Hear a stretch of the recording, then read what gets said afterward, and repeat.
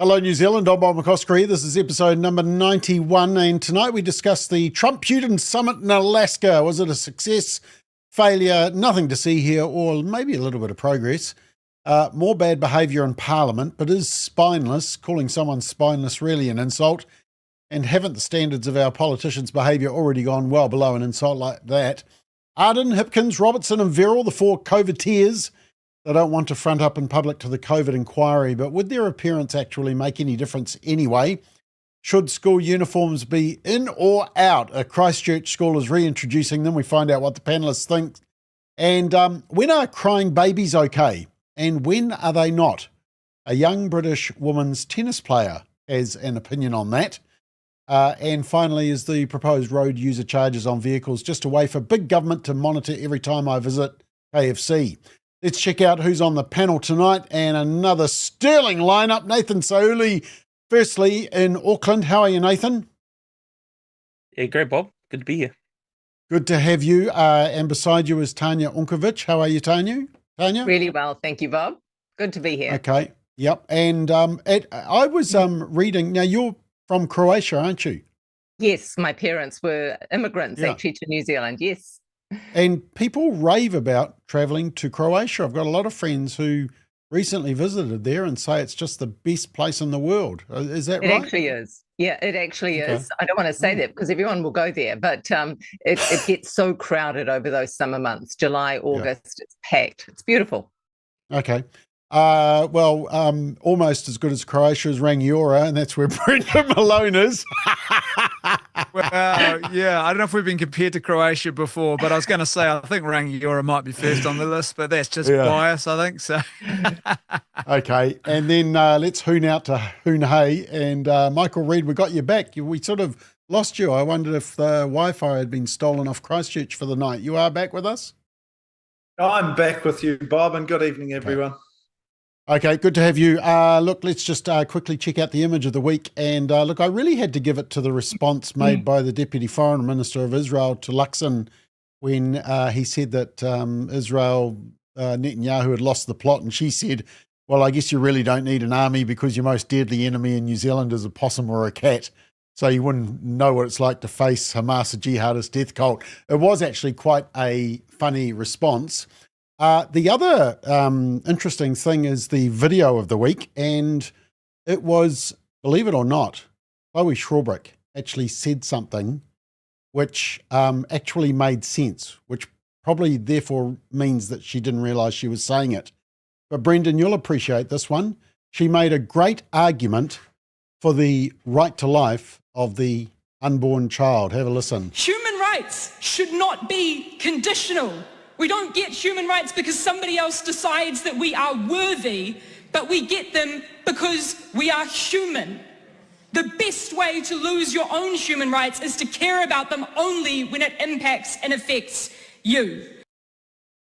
There we go. Brendan, I thought maybe we'd ask Chloe to speak at the next March for Life. well, I couldn't believe when I heard that. I wanted to say, look, so you're saying there, Chloe, that it's your nature that guarantees your rights, not your age, stage, location, or level of development. So, yeah. Good on you.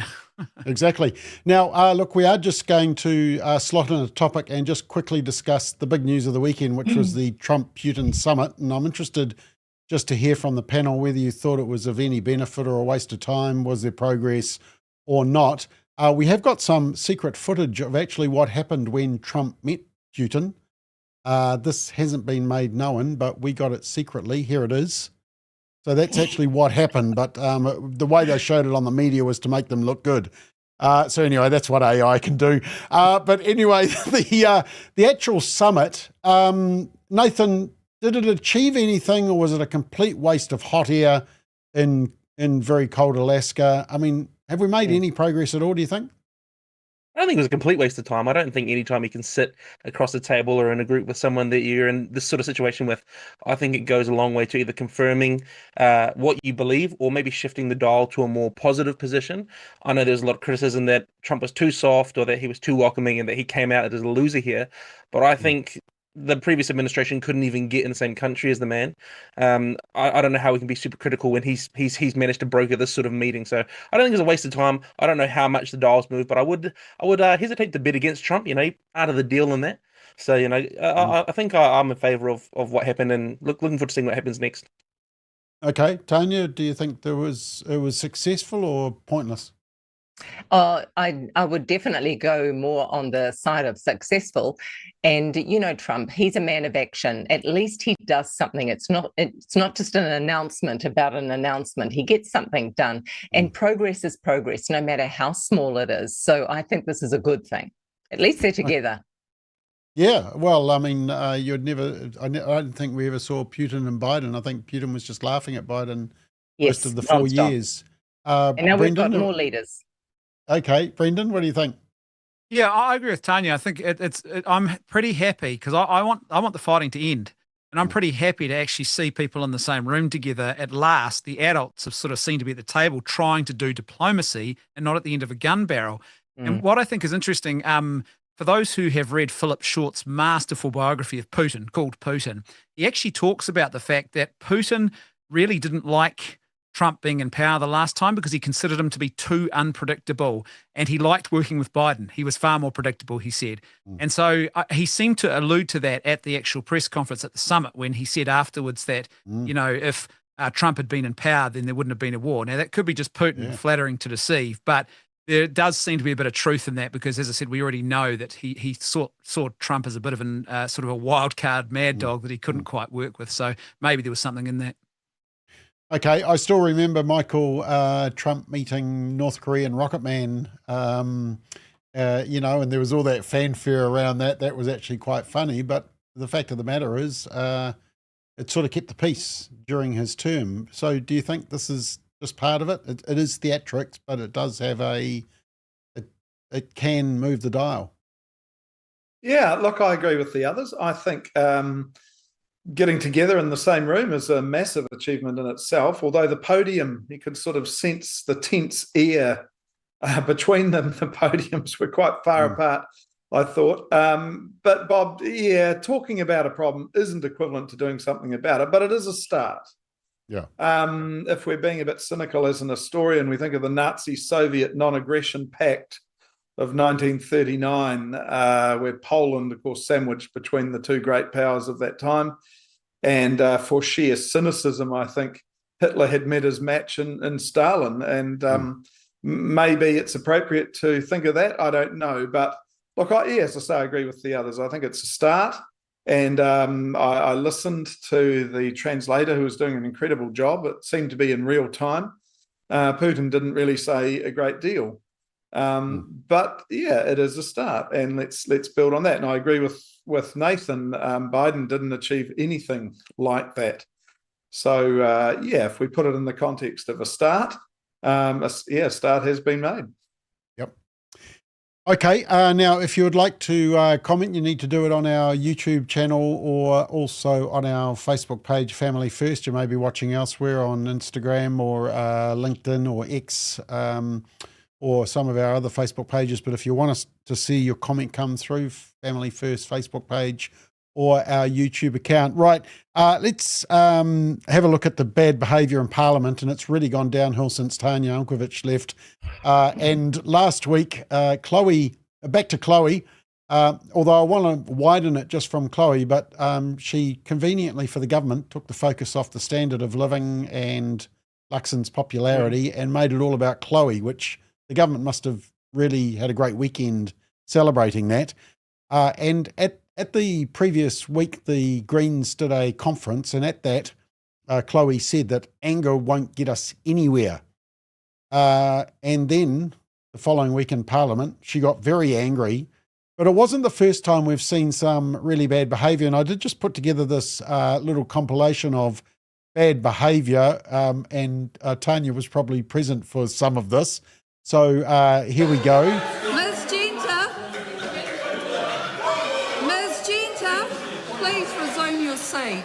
Julianne Genta from the Greens. This is to you, David Seymour. You fuel hatred and misinformation in this country. You bring out the worst in New Zealanders. You should be ashamed of yourself, and you are a liar.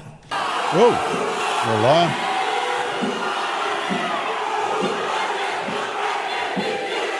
Yeah, then of course the No, I'm haka. not sitting down. Oh, Willie's back again. I'm not sitting down. I'm not sitting down. You don't walk over our kaupapa as it suits you, Mr. Speaker. Boundary advance used to reduce senior cabinet ministers to girl bosses, hype squads, references. Yeah, I stopped it at the right time for that. Then we had dress-ups in Parliament with the Screen MP. That's an interesting outfit. Oh, this is John Key in 2015. Get some guts and join the right side. Oh, there we go. If we And then find last week. 6 of 68 government MPs with a spine, we can stand on the right side of history. That is completely unacceptable to make that statement. Withdraw it and apologise. No, Then leave the House for the rest of the week. happily. Yeah, happily left for a week, but then she was back the next day. I therefore name Chloe Swarbrick. The ayes are 68, the 54, the noes are 54. The motion is agreed. The member will leave the House. Yeah, lovely. Tanya, you know, I just got to come to you first because you've sat in this chaotic class and seen the behaviour. I mean, my original statement was, you know, Chloe's getting in trouble for using the word spineless, but hadn't the standards already reached an all-time low? And therefore, has she been unfairly dealt with? Look, I was there for nearly everything that you showed, apart from Julianne's. Lucky you. And, you know, as soon as the misbehaviour starts, I actually don't give it any attention. I don't look at it because I can see what's going to come. I do, well, look, she was actually asked to withdraw and apologise, and she refused. And so she was then asked to leave, and she said she would gladly leave. I don't think it's unfair, truthfully, because she used a special debate on a very special topic to make it all about her and her members' bill. So it was intentional. And that's the difference that I saw. It was intentional. And it wasn't Chloe, a 30-year-old adult woman showing up. It was Chloe, a misbehaved teenage girl who wanted to get attention and throw her toys out of the cot. And so I don't think she's done herself any good, to be honest, by behaving that way. I personally have zero tolerance for that sort of behaviour, the filibustering, wasting taxpayers' time and money with that sort of business. We're there to set a standard, and the standards have dropped. And so I think good on Jerry for actually going hard. He has to start going hard, and he did. And then he got a bit of pushback.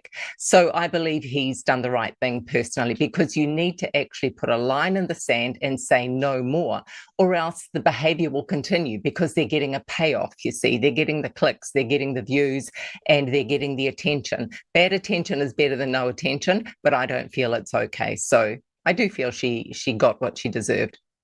Okay, and you were probably in Parliament when Tamitha Paul, the Green MP, she posted this on her TikTok, that she was wearing Crocs in Parliament.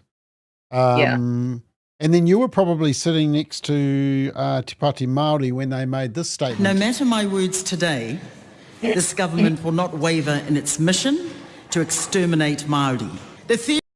Yeah, okay. So so you're saying that basically this is just designed to garner attention. It's the shock and awe approach, and that's my feeling. And I don't feel this is the place. This is the highest house in New Zealand. We're there to represent the people, and we need to set the standard. They need to set the standard, and it really has dropped, and it really does need to change. It can't go on. I personally think what a waste of, because the longer this sort of stuff goes on, the longer it's going to be before the government business gets rolled through. And so it's just a waste of taxpayers' money. It's disrespectful to the taxpayer, truthfully. There you go. Michael, you asked for my opinion there, Bob. Well done. You give us a serve, Michael, and that's why I came to you first, because you've been right in amongst the thicket of it. Michael, you've been watching Parliament for 20, 25 years through your work previously. I mean, do you think the standard's dropping? Is it just because we have the social media to pass it all around? Everybody wants the clicks. I mean, or is this a cultural dropping of standards in general?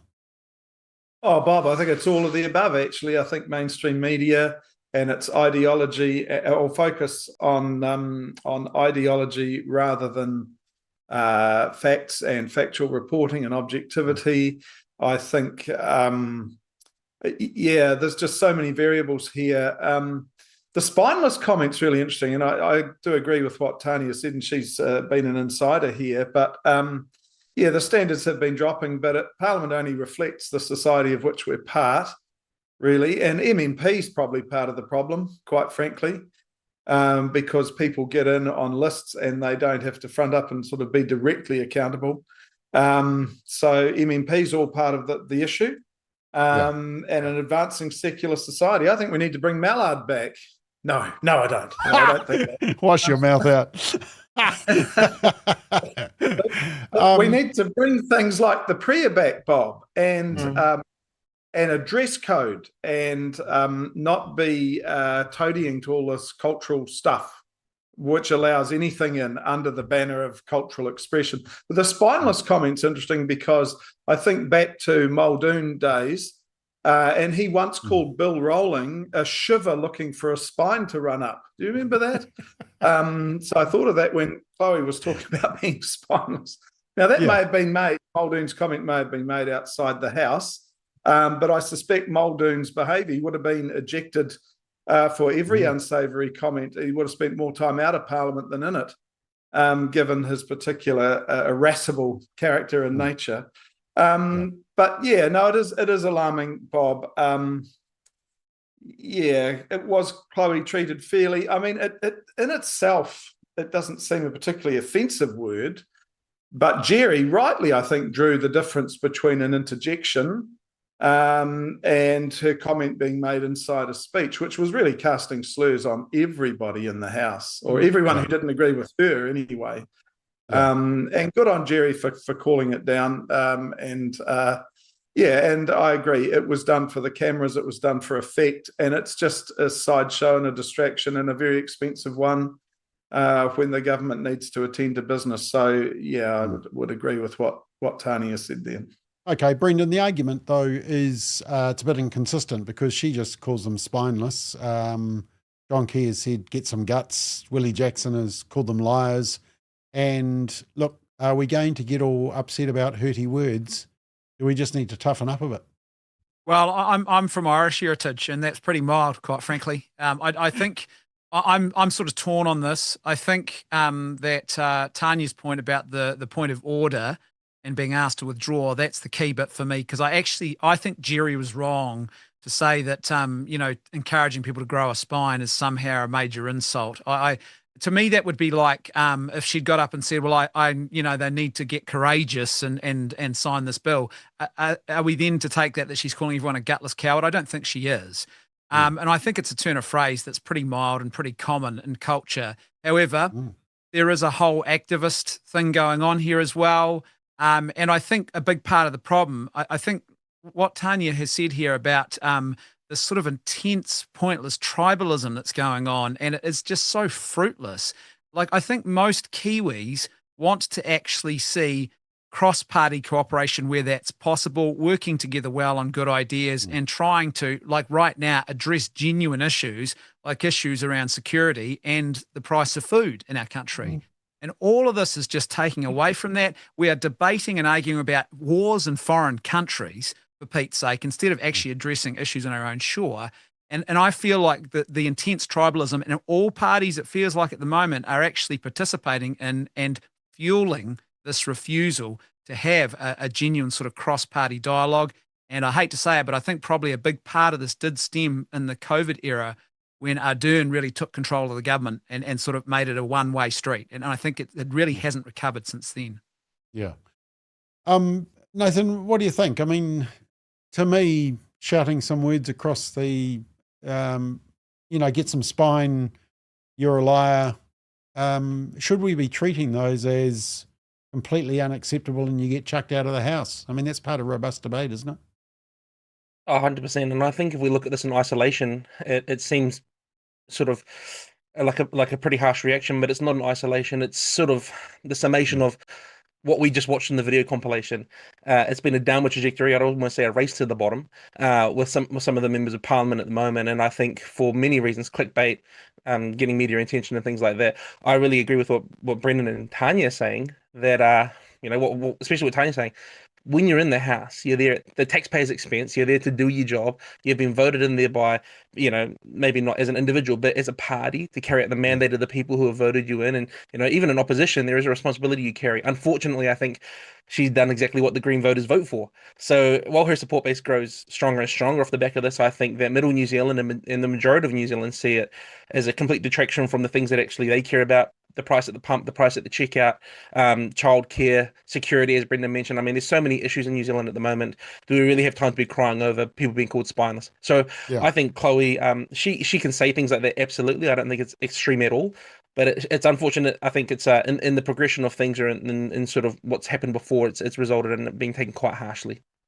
Is that the problem, though, Tanya? You can go around being a good member of Parliament. You can represent your constituents. You can meet with them. You can help them out. You can look at good laws. You can attend select committees, but you don't get the media coverage. You don't get the profile, and therefore it's not as sexy as the topics that Nathan just talked about. So is that part of the problem? We've created this. You've got to be slightly out there to be noticed.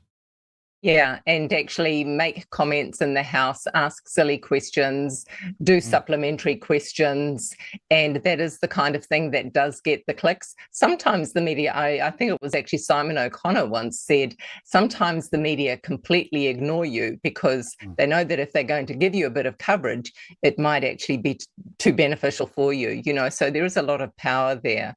But it is, look, I said it before, I'm not into this vote grabbing kind of politics. You must be there for the people first. And if you're not, then look at your intentions. Okay, so I did want to just ask the panelists, do you think, the media has lost trust and there's a question about whether they can rebuild that trust. Parliament seems to be losing its reverence and respect. Can they recover it? Tanya, what do you think? Yes, hence the behaviour, like what we saw in the House and some of those things that you showed in the video.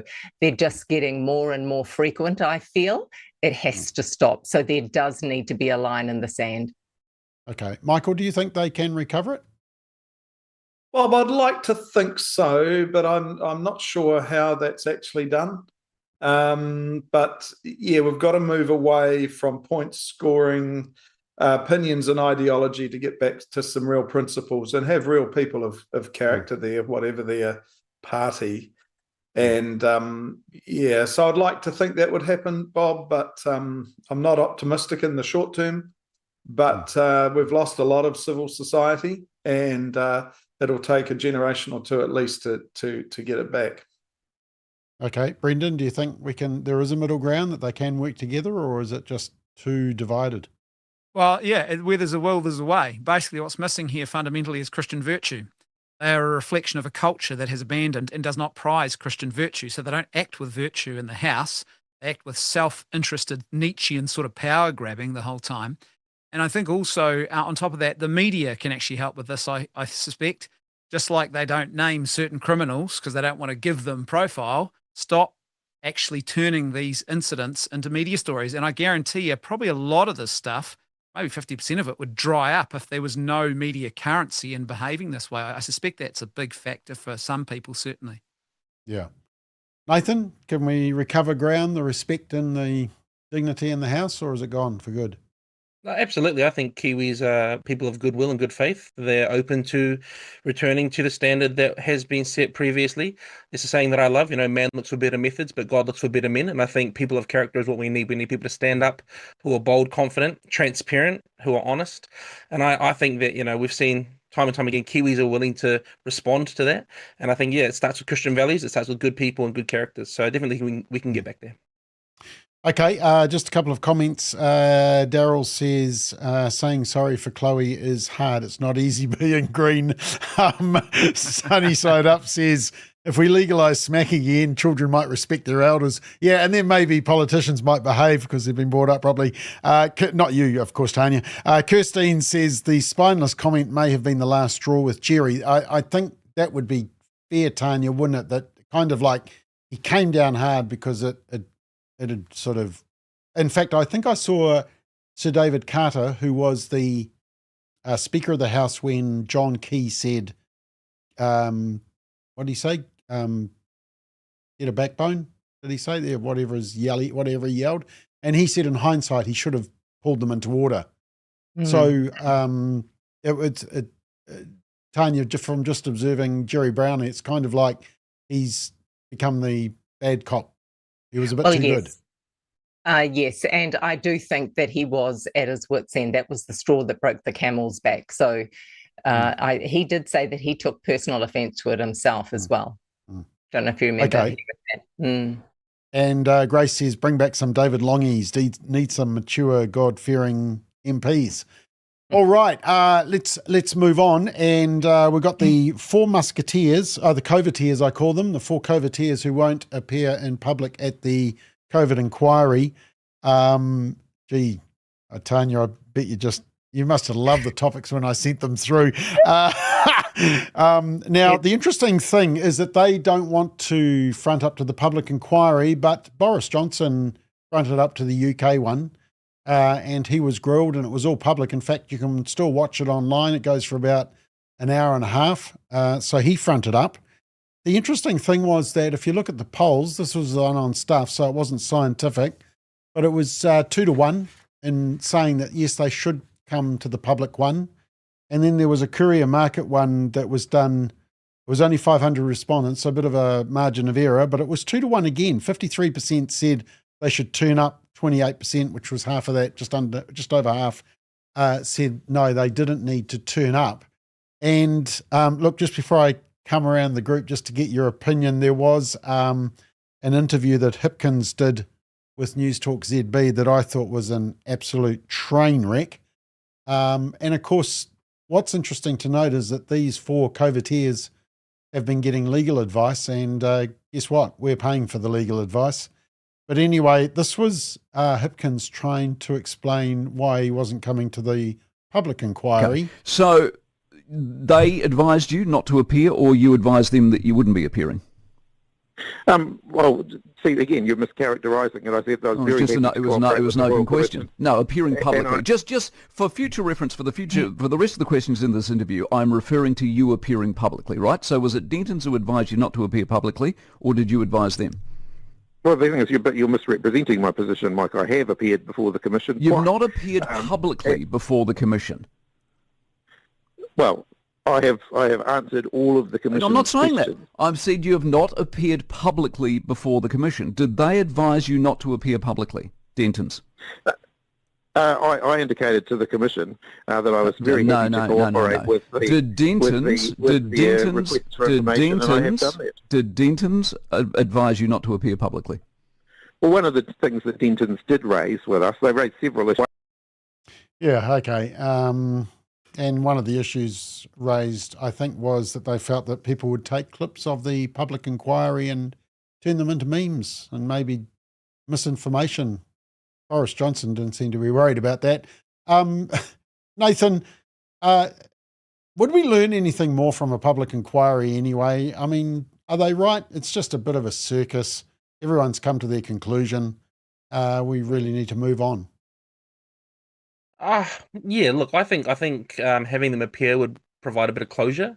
I think there's a lot of people who, I travel around the country quite regularly for work.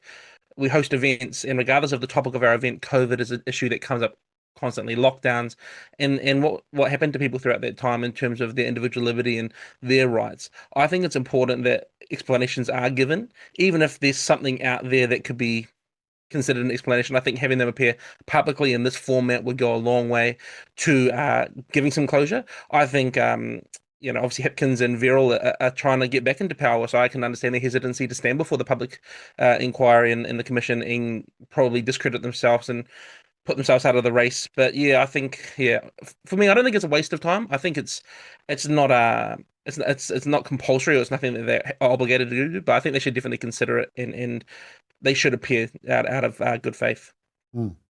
Okay, Michael, do you think they should front up? Do we really want to hear from them?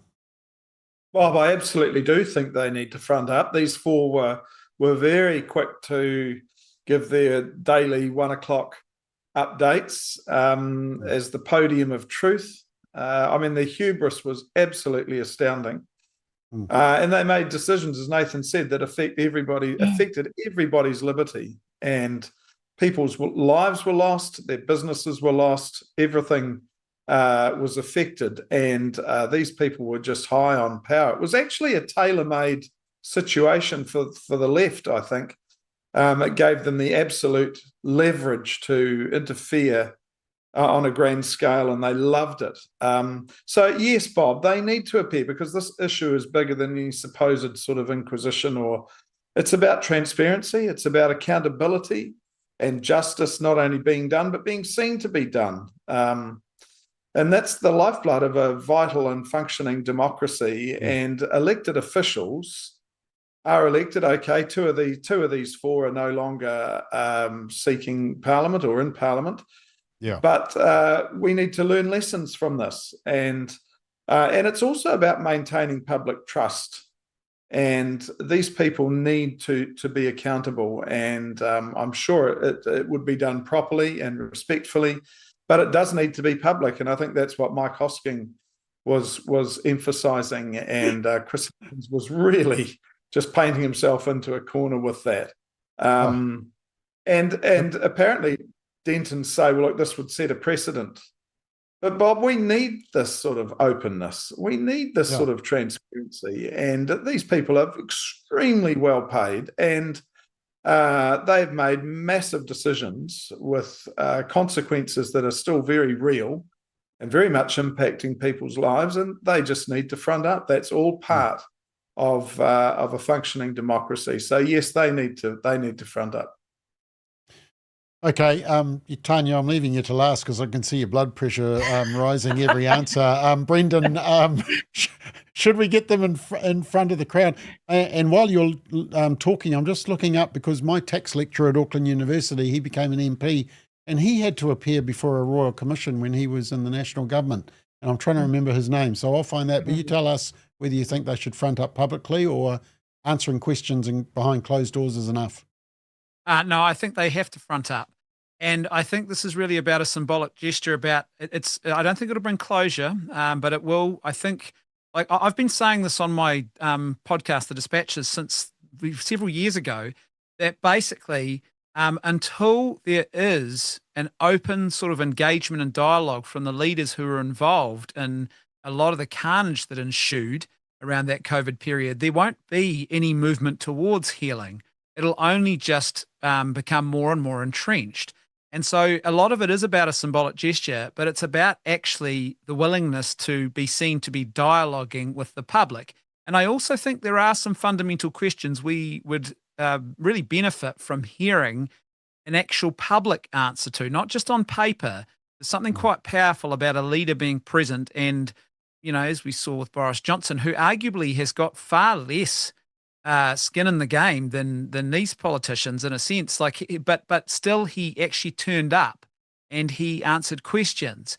But I think, like, for example, one really huge question that is still, I think, worthy of a public answer is, well, where did they get the advice from that the vaccine would stop transmission? Because we know now Pfizer never tested for that. So where did that come from? That's a really key bit of information, and it's essential to so much that happened in our country around that time. And I think they've really got to start. It's not just about a sense of dialogue between the people who were in power at the time, but it's also, I think, about opening up a public conversation about, well, what happens in the next pandemic? And if we want to avoid some of these mistakes and learn from these lessons, then there's got to be this kind of conversation, I think, that actually allows people to start exploring and thinking about what happens next time. Okay, I thought of the minister. It's Wayne Mapp, and he appeared before a commission. So I'll just find this, carry on. Tanya, what do you reckon? Well, it would be the honourable thing for them to do, is to show up. It's the right thing to do. And I believe a few weeks ago, when questioned about it, they said that they would. So they've now changed their mind. By not showing up is going to allow a perception that the most powerful, who we look up to, are beyond scrutiny. And it's going to erode public trust in our government even more if they don't show up. Yes, I know that Denton said that this was going to set a precedent, but what they did was unprecedented. No one has ever shut us away from each other, from saying goodbye to our loved ones, making us stay in our homes and wear stupid masks and saying stupid things. So what happened was unprecedented, and they were drunk on power, if I might say. So I do believe the honourable thing to do is to show up and let the people of New Zealand hear what they deserve to hear. Also, there's a bit of a narrative at the moment about this being a witch hunt. Now, I just think that is gaslighting people. It's very easy, isn't it, to go from being a perpetrator to a victim when you're trying to change a narrative. And I don't want that to be happening. And that alone is triggering people. It's re-traumatizing them again. They've been traumatized enough. And as Brendan was talking about the vaccine, etc., there are people who are still physically suffering. There are people who have lost loved ones to the vaccine. And if anyone wants to start saying conspiracy theorist, I've said it before, ACC are paying out for vaccine injured. They do not pay out for conspiracy theorists. They pay out on fact. So there are so many answers. I'd like to know personally, being an accountant, where did that 66 billion go, line by line? I'd love to know. So there are many questions. New Zealanders deserve to know, and if they don't, then it's not going to be a good look at all. Okay, it was now Wayne Mapp was the Minister of Defence, and he had to appear before the Burnham inquiry, whatever that was. I mean, sounds like a boring inquiry, so nobody cared about it, but everybody cares about this particular one. Quite a few comments coming through. Let's just check a couple of them. Rosie says, Tanya, I missed a funeral of a friend's husband because I was unvaccinated. I had to watch the service via a live stream. Diane says, wasn't Denton's used for vaccine? Isn't that a conflict of interest? Good question. Marita says, and I think this is a key point, team. Marita says they're not showing up is almost an admission of guilt. If you've got nothing to hide, maybe that's the problem. Simply Green says, I do think that there is tribalism, but I'd love to hear their arguments as to why they shouldn't without repeating mainstream media talking points. Yeah, the media seem to be covering for them a bit. Kevin says justice needs to be done. It needs to be seen to be done. The Labor government made decisions that were far beyond anything done before. We lost loved ones, we lost businesses, we lost jobs, and they need to front up. I mean, Brendan, if they've already been, if they've answered the questions behind closed doors, that's going to come out in the written report. So isn't that enough?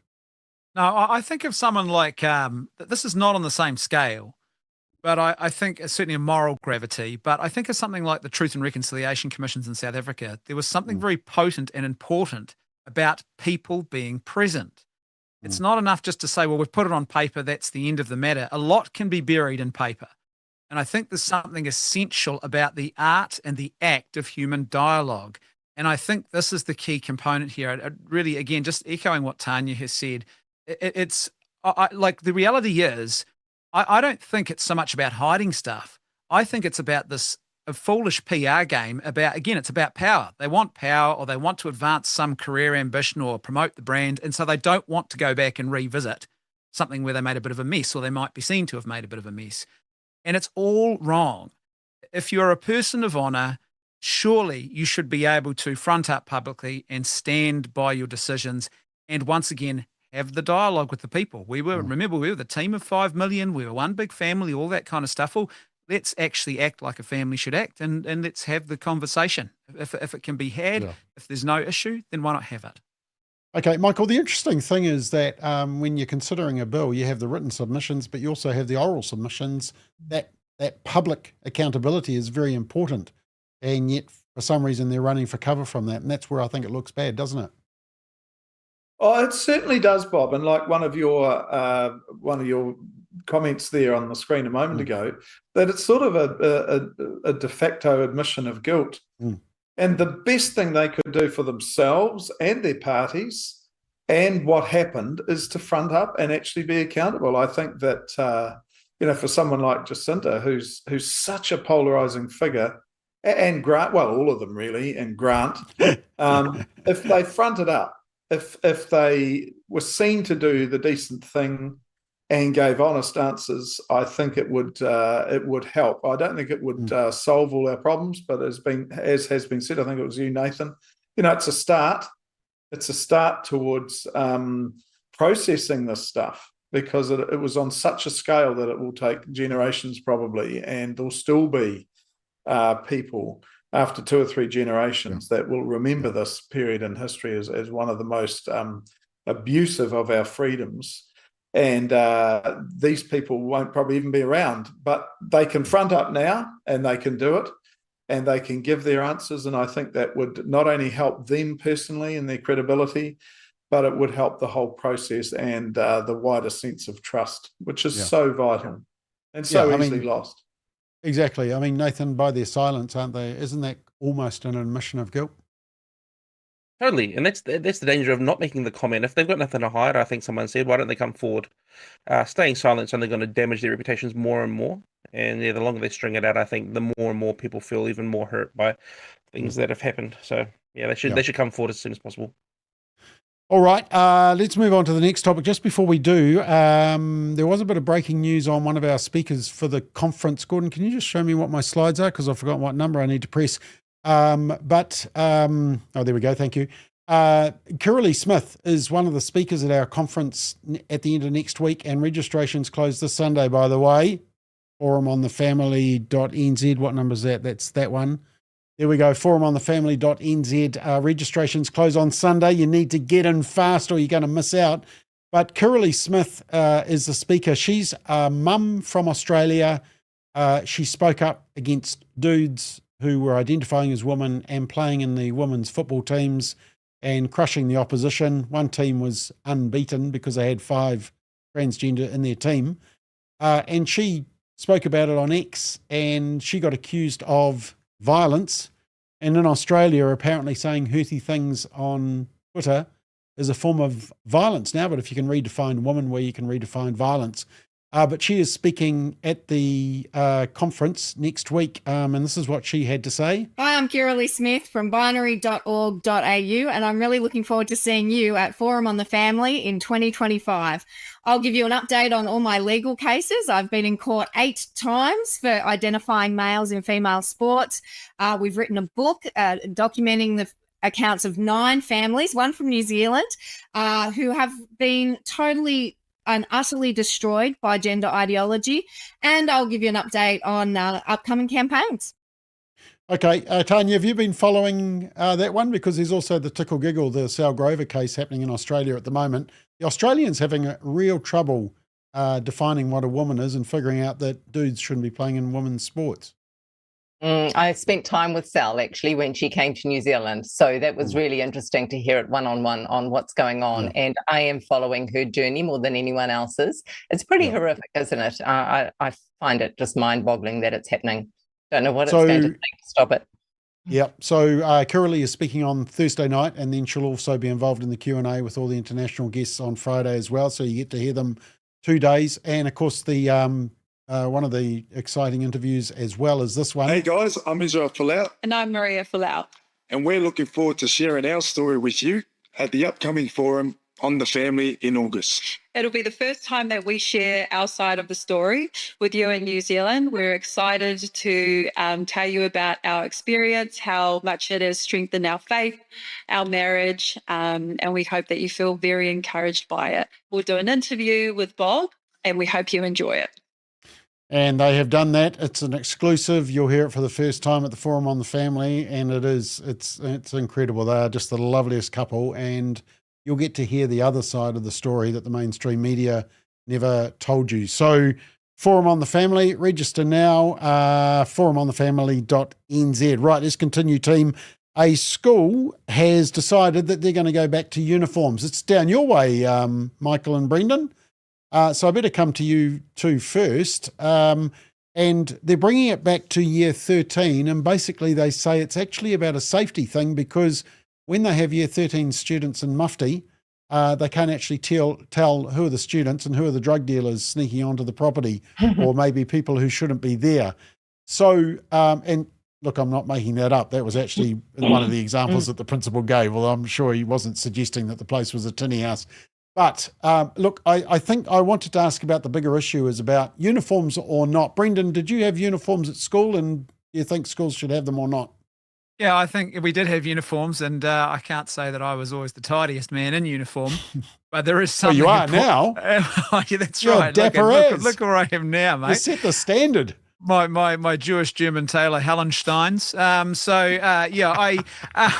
I think there is something important about uniforms in that they bring a community together under a common identity. And I know in the liberal age everyone freaks out and we've got to have individualism, but in actual fact I think it's a good thing. The challenge is, how do you go back from having a situation where you've had no uniform mufti to actually having a uniform? And there's a lot of schools out there who seem to manage it well. I think they've got a pretty good reason for it. They're talking about this health and safety here. But I think there is something about that the importance of having a sense of uniform and the discipline and the sense of sort of a shared identity and shared community that brings. And I don't think that's a bad thing at all. Okay. Michael, were you a uniform man or a mufti man? Oh, Bob, look, I worked in schools, primary and secondary schools for 33 years, and I can tell you, and I think we know anyway, that it's such a vexed issue. And there are very much, two sides. I think all of us here on the panel tonight were of the age where schools all had uniforms, and that includes me. Look, I think there is an identity issue in a positive sense. There's an old word called esprit de corps, which is about unity, and uniforms avoid the fashion issue, which can be a really tough competitive thing amongst teenagers. It creates some separation between students and teachers, which I think is actually important and easily lost in such an informal age. But on the other side of the coin, Bob, there is the cost involved. I mean, to buy a smart uniform from scratch is many hundreds of dollars. And in the present situation, that is really tough for some families. But on balance, I think uniforms are good. But they don't have to be, like the old serge material that some of us may have had, and, really heavy fabric. I mean, they have to be practical. But they do create an important sense of identity, which, I mean, where else do you get that now in society for kids anyway? So I would be okay. Now you've done a Bruce Logan on me. What's a spruce de coeur? Is that a fruit juice? It's just a Latin phrase meaning the spirit of the troops, if you like. And it creates a sort of a oneness, a unity, which, if uniform is properly presented and worn and promoted, I think it can can create that identity. Doing a Bruce Logan, I must tell him about that. Yeah, no, that's a compliment. Get out my Roger Thesaurus. Nathan, were you told to go home in year 7 to have a shave? No. Okay. I didn't grow my beard out until much later. But I think I went to a school with uniforms. I loved the uniform. Took all of the stress of, what am I going to wear? All these things out of it. I remember being at school and actually having a sense of pride in our uniform. I remember thinking about what the other schools' uniforms looked like and thinking ours was the best, And that was something that the teachers actually really drilled into us, that wear it well, wear it with pride, and while you're up there, you're a representative of the school. I read through an article, and one of the arguments that the kids were making was, it's preparing them for the workplace that they could wear mufti. Well, what are you going to do if you work somewhere that has a uniform? I think that we've overemphasized the sense of, individuality is important in the sense of rights, freedoms, liberty. But when it comes to being part of something where this community, where this identity, there's a shared identity, this shared cause and purpose, and common, I suppose, agenda. And I think a uniform is really important. I think that we need to remember that while these kids are at school, what they're wearing is secondary to what's being put inside their heads, and they need to be there focused on what they're learning and not necessarily what blazer or shirt they're wearing. Okay, Tanya, I'm more interested to know in Croatia, are they big on school uniform or is it mufti? Oh, look, I don't know. I think it is uniforms, actually. Well, they're probably all Catholic schools, Bob, so they probably are. Oh, they'll be uniform. Yes, nice and That'll be tidy. it. Yeah, well, look, and starting in a convent, I was in a uniform, and then when we moved from Dargaville to Auckland, I went to a primary school and I didn't wear a uniform. And I didn't like it. I recall that, actually. So this got me thinking. I felt very uncomfortable. And I think because I felt like the little Croatian girl from up north, I felt different again because I wasn't wearing the kind of clothes that the city girls were wearing. So even at that young age, you can get caught in that comparison trap. And that's just the extra point I wanted to add. I think school uniforms are good because in this day and age, they've got the comparison stuff happening with their cell phones, right? They're on that all the time. And then the added issues of what am I going to wear? How am I going to look? I think keep to a uniform, keep it easy. And look, it may be less expensive than having to buy a bigger wardrobe if you're going to wear something different every day, So I think uniforms are good. Okay, let's just do these last two topics very quickly because we've got about 7 minutes. Okay, I'm interested to just touch on this one, and I'm going to come to Nathan first because Nathan, congratulations, baby number 4. Is it? Number 3. No, number 3. Number 3 has arrived. Yeah. So congratulations. You're on paternity leave at the moment, supporting mum. Well done. But British tennis star Emma Raducanu, she struggled to keep her cool because a baby wouldn't stop wailing during her recent match against world number 1 Anya Sabalenka in the Cincinnati Open. And she wasn't too happy. This is what happened. Just giving myself a little more time here.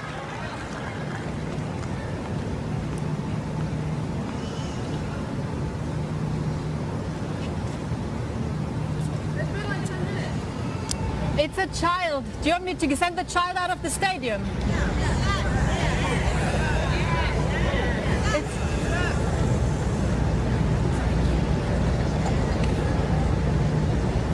I can call in, but we need to continue for the moment.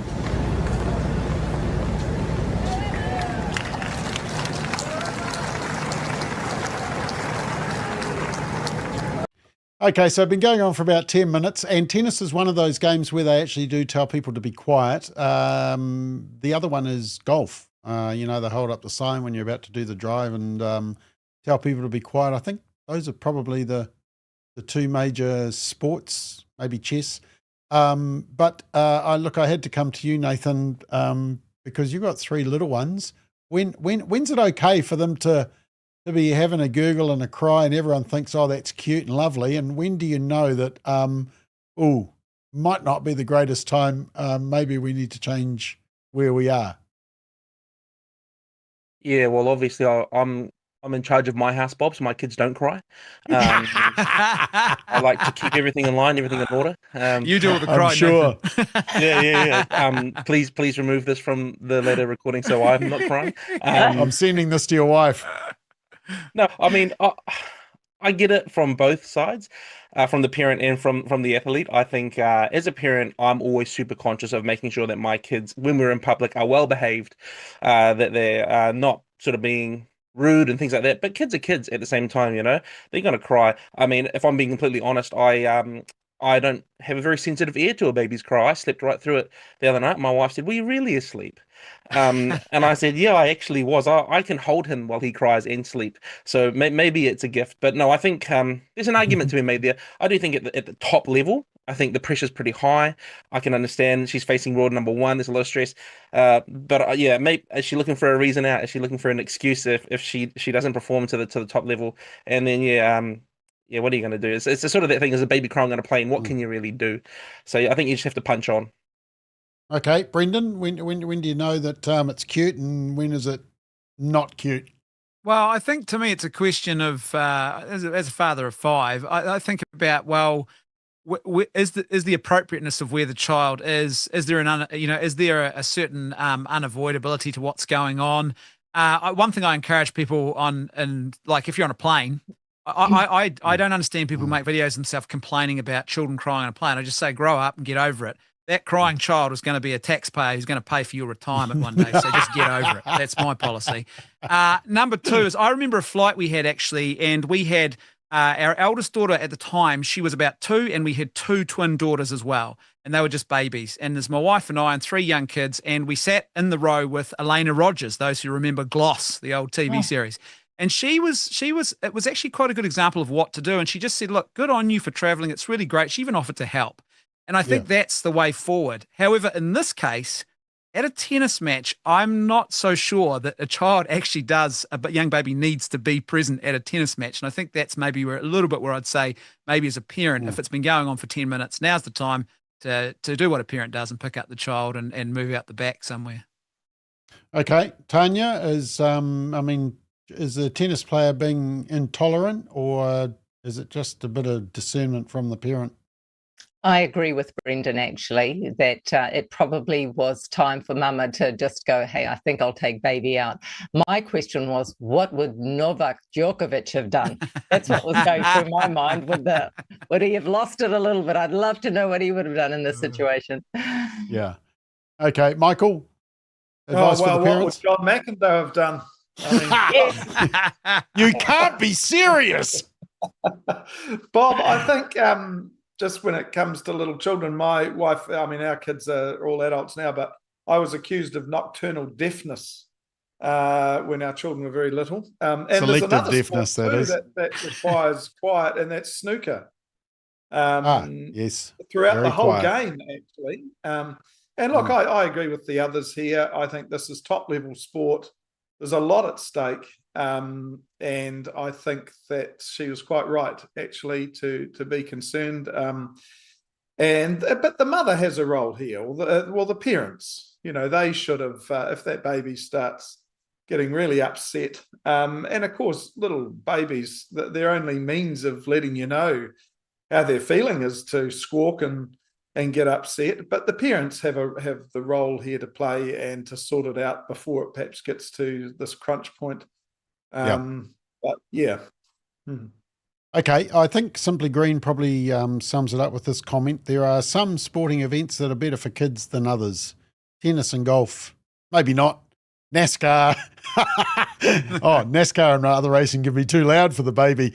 Yeah, well, you wouldn't actually hear it there, but there's probably some truth to that. All right, just one more quick one, team. The government has suggested that they're going to get rid of petrol tax. They want road user charges. It's fairer. It's not based on whether it's an electric vehicle or a petrol vehicle or a diesel. It's based on how much you're on the road and how much you affect it. But the AA are a little bit concerned about the monitoring that will go on. Well, one is if they're going to go to electronically monitoring every vehicle, it's the privacy issues around it. Who wants to know where you are when you are? And that unlocks that whole issue around like everything, their iPhones and the data, who has it, and what they do with it.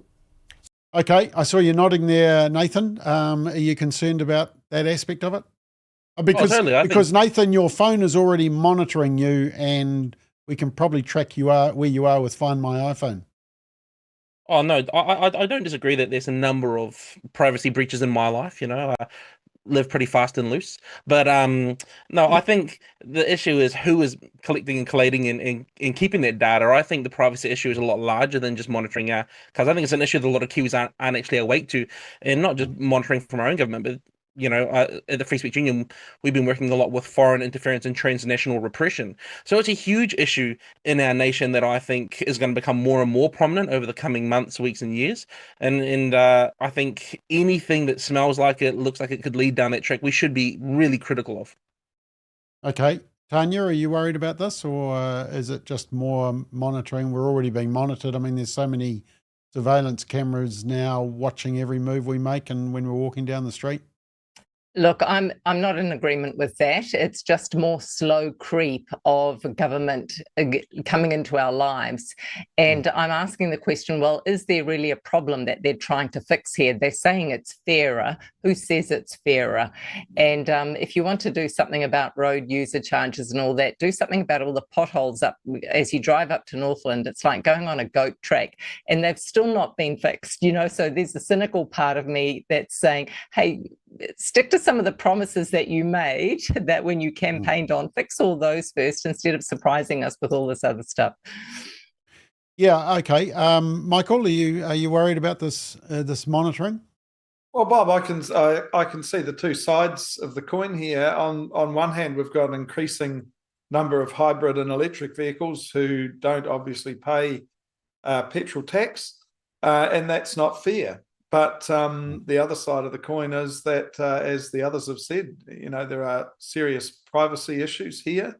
And I would like to think, maybe I'm just being naively optimistic, that Parliament would give this a proper process and there would be all sides able to contribute. And at the end of it, we'd be able to get a robust select committee process that we would get the rough edges of this knocked off. And I mean, I take the point, though, about the privacy issues. I think that they are huge, and it's a sort of an incremental creep thing.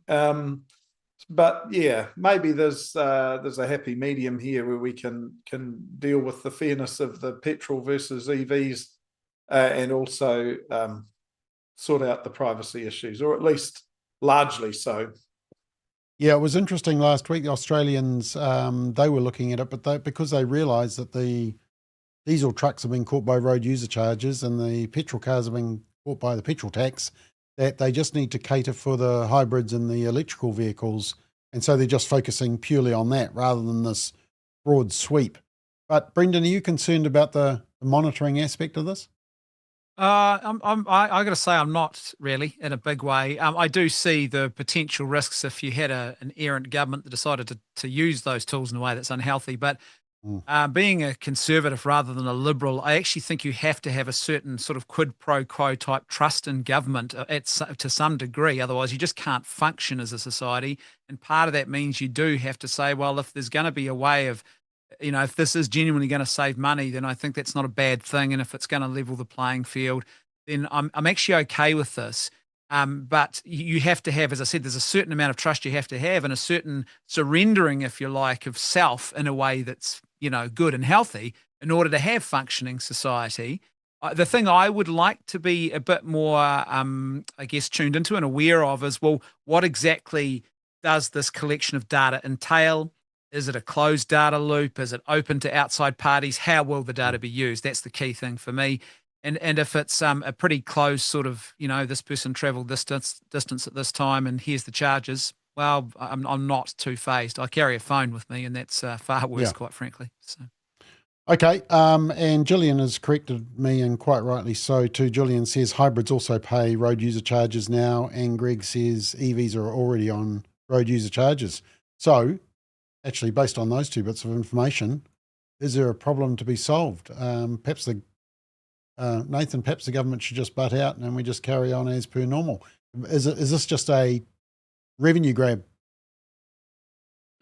Potentially. I want to touch on what Brendan said. Obviously, there has to be some sort of reciprocal relationship between us and the government. I mean, that represent us. I just find that power is ultimately corrupting, and that if we look through history, often it's better to play it safer than to just dive willingly into the arms of our love of the government. So I was going to err on the side of cynicism and being a little bit hesitant about what they are going to do with this data. What, you don't want to jump into the arms of the loving government? I haven't seen anyone who could catch me. I need to go for a few runs first. Well, funny you say that, actually, because Ricky just says, here we go, based on weight. So there we go. We're stuffed, Nathan. Okay. I've got the scooter everywhere. Exactly. All right. Now the registrations do close this Sunday. So this is the last time I can warn you, because next Monday it'll be too late. So if you're going to register for the forum, which you need to, forumonthefamily.nz. Anyway, team, we are out of time. Done a great job tonight. Thank you. We got through all our topics very speedily. So thank you, Nathan, Tanya, Brendan, Michael. And thank you for watching. And we will be back next Monday night. Have a great week.